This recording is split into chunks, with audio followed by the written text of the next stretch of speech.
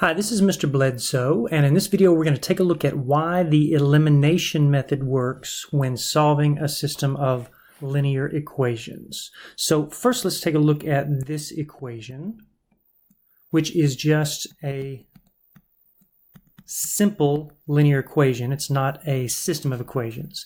And I just want to solve this equation for x. And so the first thing I'm going to do is I'm going to add 3 to both sides. And that is going to get rid of my 3's here on the left side. So I'm going to have 4x equals 8. And then I'm going to divide both sides by 4. And that gives me x equals 2.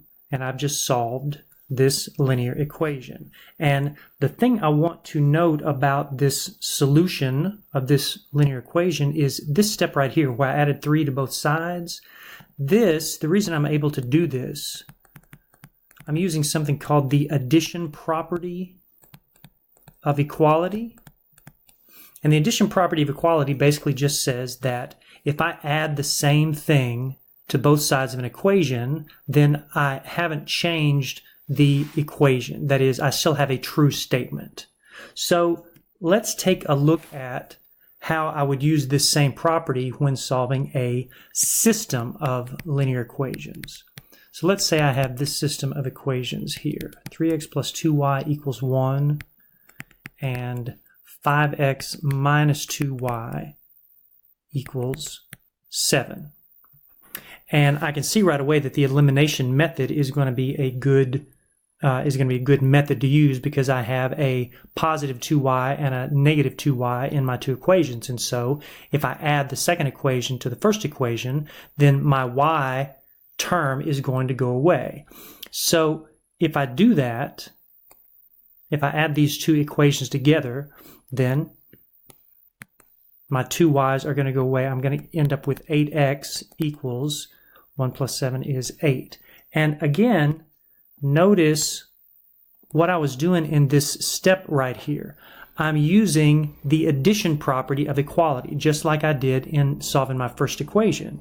And you might be tempted to say, well, wait a minute, Mr. Bledsoe, you're not adding the same thing on both sides of the equation. On one side of the equation, you're adding 5x minus 2y, and on the other side, you're adding 7.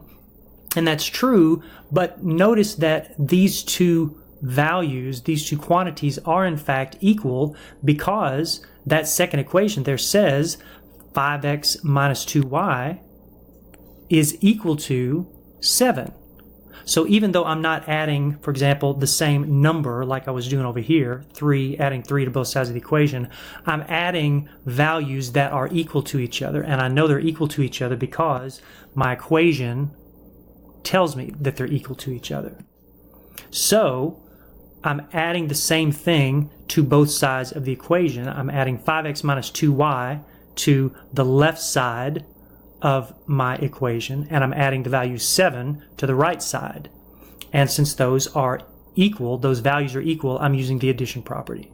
So now I've gotten rid of my y variable, I've gotten rid of my y term, and I can continue solving here for x, divide both sides by 8, and I get x equals 1.